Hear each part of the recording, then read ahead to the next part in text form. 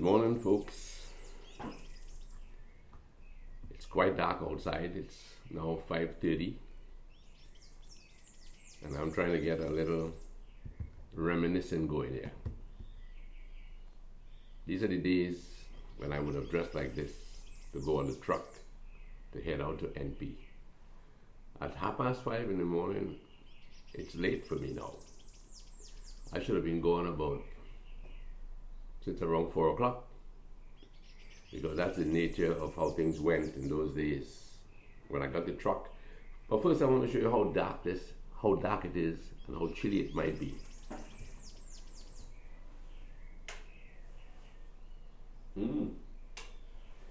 Right, so you have an idea of how dark it is outside. The birds are whistling, some dogs are barking, and before we go further, I want to say that it's good to start the day with the Lord. That's very important. Issues will come up that only the Lord can help us in. So we don't want to get careless and self-reliant. We want to really be in touch with the Lord, to be helped by the Lord. I have already had some coffee. I'm now finishing the dregs here, you could say. And I've also had some crackers and cheese. The thing about it is that Louise is fast asleep, naturally. And even 11 years ago, in the last year of my trucking career, she was still fast asleep.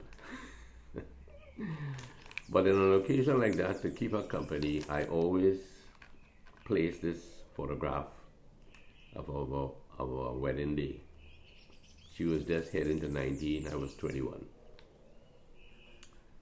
So I don't mind having crackers. As a matter of fact, she got some coffee and crackers a while ago, and when I passed by the door, that's not there. She was snoring. So no love lost, actually. She was very grateful that I brought her that. A little while ago, the garbage men passed. And I tell you, these are like some unsung heroes in our land. These garbage men. They do a fantastic job, you know.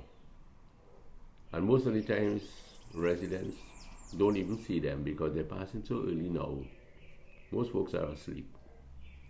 So we want to pay them, you know, a tribute.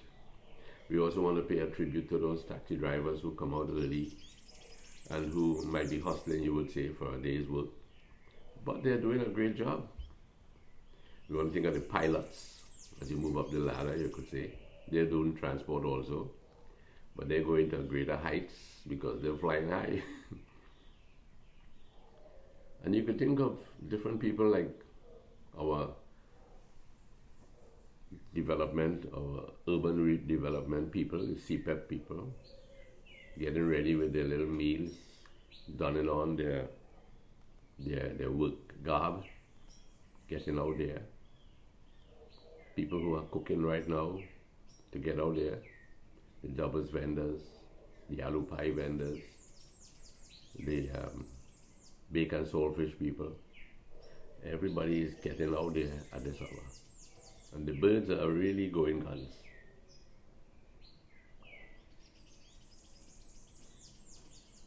I don't know whether the woman is quarreling with the man or she's telling him to go out and get a meal. I can't say what's going on.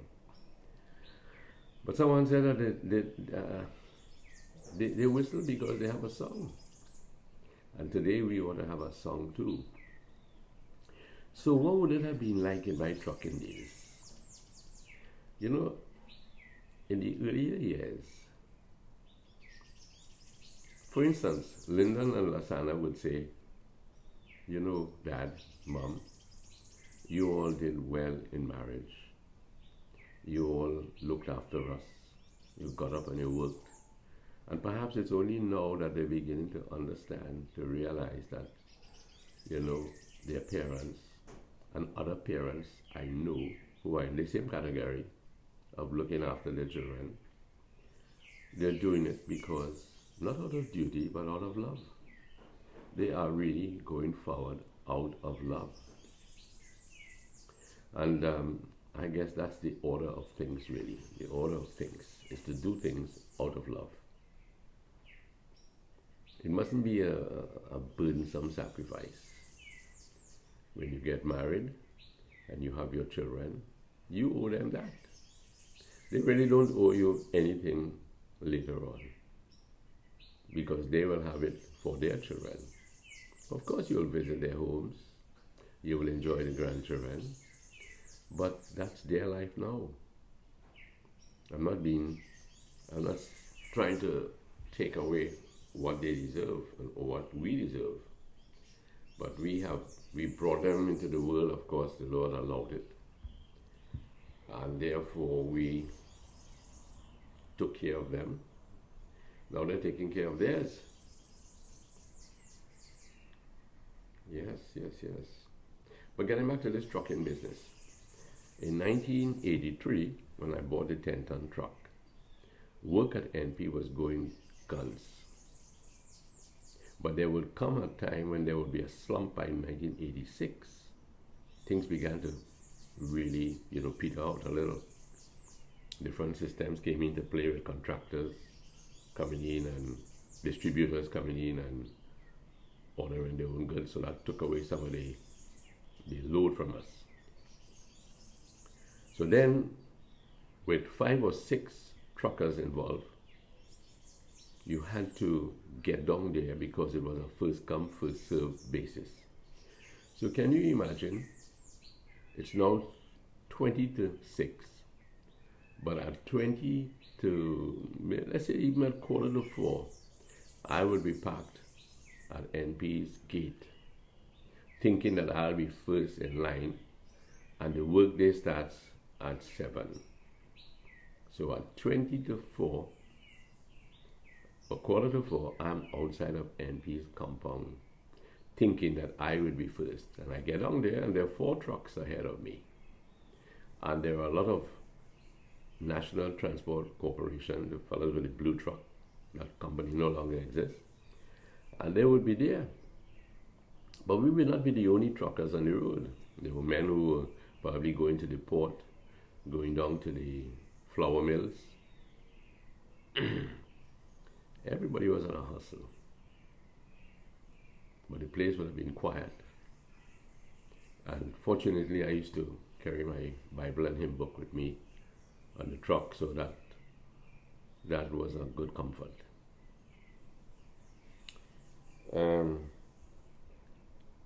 Then one morning, Mr. Ramchan, he was the man in charge of the distribution department. He passed and he asked, "How long were you fellas down here?" And we told him, and he said, "No, that was terrible." So he had to devise a system whereby if we got there and 3 trucks got work, and there was a time when 9 trucks were fully loaded and hitting the road with lubricants, chemicals, whatever. But there came that time when Mr. Ramchan had to say, "Okay, if you 3 got work today," well, that's a sign that the economy was going down. If you 3 men got work today, the other falling below will come up, rotation business, okay?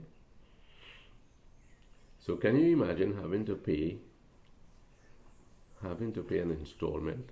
I think my installment was $2,800 for a 10-ton truck at the time. I could imagine now it's vastly increased.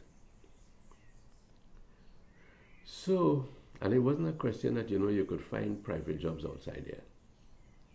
It wasn't a question of that. But you became familiar with truckers on the road, and I remember this old fellow used to be driving a Bedford.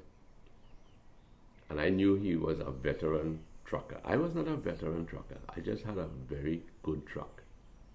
There were other truckers like Alan Mayers and OP, and even Carl Jatton.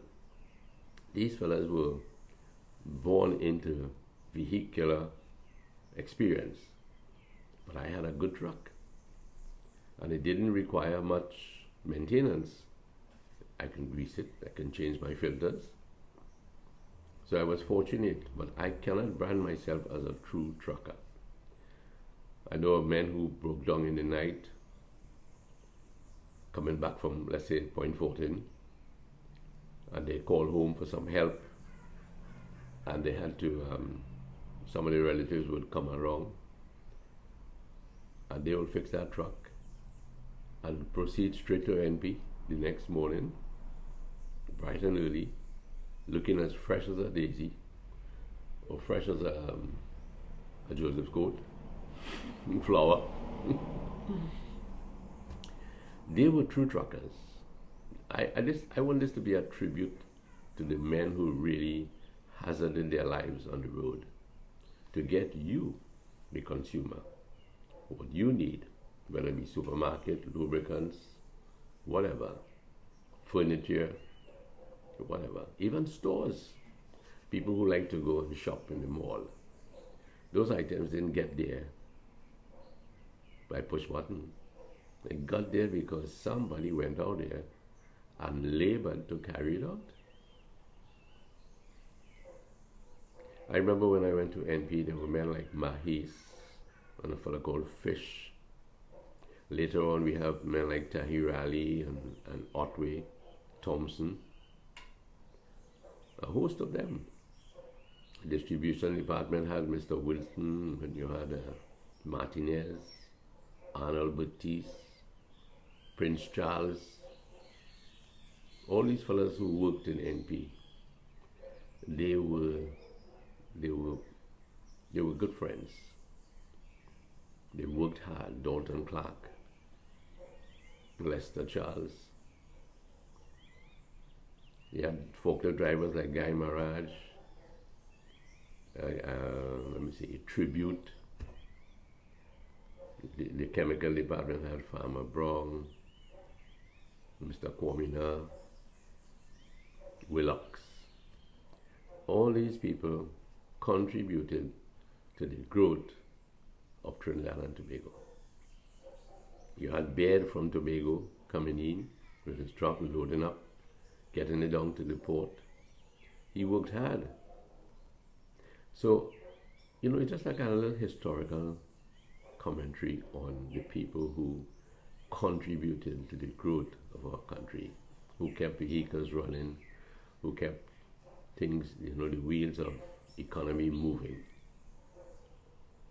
And then you had office people like I said, Vivian Ramchan, you had Nat, you had Big, you had Burke, Nafisa, Mr. Roberts.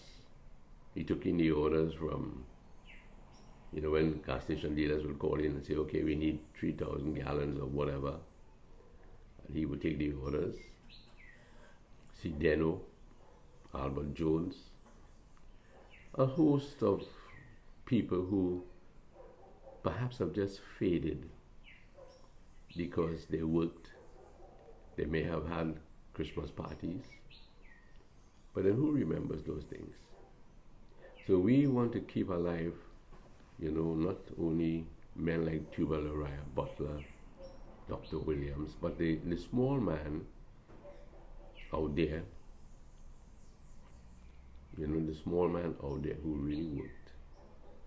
One of the things I have enjoyed with trucking, and it has always been a serious issue with me, is that when I went to sugar factories, I was amazed to see Africans and Indians doing well together.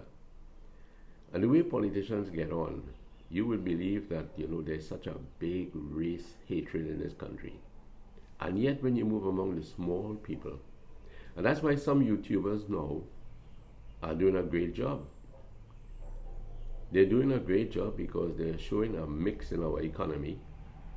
I was looking at Videsh going to Macquarie, and the way he would support, not only there, but in the fish depot, the way he would support, whether they're Africans. Recently they put up something in the Coover Port food court or something like that. And they were very generous he was very generous in highlighting the great mix we have in our country. I feel grateful about that. I see Farmer Harry took some people on a hike, and the mix was ideal. The mix was really ideal. So I am glad that there are YouTubers out there who are bonding with both races. Oh, we're getting a little sunlight coming up now. That's nice. Excuse me. At this hour, I would have been down in NP already. But coming back to truckers, I've been kind of perusing some things I had written recently. Of course, I picked up this, along the way. Most common health problems to truckers: heart disease, and that's a fact, diabetes because of poor eating, anxieties, high cholesterol, and lack of physical activity. Now, you will feel that a trucker jumping off a truck, getting back behind the wheel, oh, he's doing a lot. He gets home to the wife and he says, "Darling, I am so tired." And she says, "Come go for a walk around the block." "Oh, no, you don't know the kind of day I've had." And that creeps up into another day, a month, and then 6 months and a year. And by the time he's done 10 years, he's not fit for much entertainment with the family. And then there are anxiety symptoms triggered by job requirements. You're worrying about your large vehicle. You're worrying about the load. Ever so often, if you're driving, you might see a trucker pull aside. He's trying to adjust his tarpaulin to make sure it's safe. I'll tell you one thing, I was traveling along the Uriah Butler Highway, and I was so fortunate. I was carrying about 4 pallets of plastic that would turn, resin-like. And the top of the pallet, there was a cardboard placed on the material. I missed one. I took off 3. I think I had 4 pallets. And I missed one of those cardboards I was covering. And to my great surprise and horror, it lifted off and landed on the car that was overtaking me, point blank on the windscreen. And the man screeched to a stop. The good thing is, thank God, there were no other vehicles behind. If there were, they were a long way off. I pulled aside and I ran back with my most apologetic face and heart thumping. And I said, "Sir, I am absolutely sorry." And he said, "Just remove it, please." He was an Indian man. I removed it. I bowed to him, and I crumpled it. That could have been a disaster. I've known of truckers who ended up in some serious difficulties and never recovered with their health, So we do worry about our large vehicles and loads. Let's see now. Truck drivers deal with the pressure from traffic, delivery, timing. That's the next thing, Sometimes your company sends you out. And you get to where you're going, your destination, and you're told, "But I was told that you left hours ago. You left." And that wasn't quite true, because the loading up at the company was slow. There were many things to be done, many trucks to fill, but it so happened that I got there very late, and they were annoyed. So there are all kinds of anxieties that are facing truckers. Even at Price's supermarket, you see a lineup of trucks. Somebody was jostling to get there early, and to the great surprise, there were other trucks there. But the supermarket needs its products, so they're going to grumble. Like other stations would have grumbled in my time. They would grumble, but they took it. They couldn't. You couldn't very well send it back, and you have to tell them, "I have no place to store this stuff. So it's either you take it and I leave my truck back in the company, and then you may have to pay more for the delivery." but then people pay me for bringing it back. You have bad weather. You know what it is to put a tarpaulin? One of the things about truckers, you become your own meteorologist. You can forecast the weather because you know what the cloud is doing, you know how the wind is blowing. And I used to find it a challenging thing to say, hey, to my buddy on the truck, it's going to rain by the time we hit. Okay, we are in Shogunas. By the time we hit Claxton Bay, that bay cloud is going to be pouring. And you know it works. So you pride yourself, you give yourself a little tap on the back and say, hey boy, I could be on TV, you know. I could forecast the weather. You go out in the nighttime, you look at the stars and you say, okay, this star is north of the street. The moon is north of the street, so it's going to rain tomorrow. And if it goes central, and according to the sunset, whether it's golden, you say, well, it's going to kind of rain. Or if it's pink and it's red, somewhere there's going to be bad weather. So we have become acquainted with weather. I believe that's how men of old, in the days in the Middle East, they didn't have this, weather forecast, but they knew how the winds were blowing. They knew when the sandstorms would come in. So you learn a couple of things. So it's unfortunate when you do see a trucker gets caught out there in pouring rain with a load, and you know the anxiety. And then sometimes a trucker may have on his truck a load that is not properly secured. He turns a corner. I've seen it. Young fella going on into, what's it called, that road again? Going towards Coover, off the highway. I've forgotten the name of that road. And he turns the corner, and the pallet with the pail just topples right off. And the pail splatters all on the shoulder. And he pulls aside and he comes out and he's scratching his head. And the first thing he's I don't know if insurance will cover that, because it's up to you to secure your load. And I tell you, it happened with me. I was carrying a whole pallet of grease in these big pails. Maybe I was going to Trini, I can't recall, or maybe Amoco. And when I turned by the market there, in those days you could make a U-turn by the market. The pail toppled. Fortunately, the bars on the rail of the truck, rather, they restrained the items from falling off. But it cost me now. I have to pull aside and restack everything flat, move the pallet. So anxieties exist for truckers. People are, take a dump truck. You see a man speeding up on an evening heading east. He's probably going to the gravel pits way up in Santa Grande area. And he's going to overnight. So he gets up in the morning and he gets his load and he's hustling down and water is leaking from the tray, with the gravel. It's wet, so it's leaking. It's not a great sight to see. And maybe the police have become a little more vigilant about such things.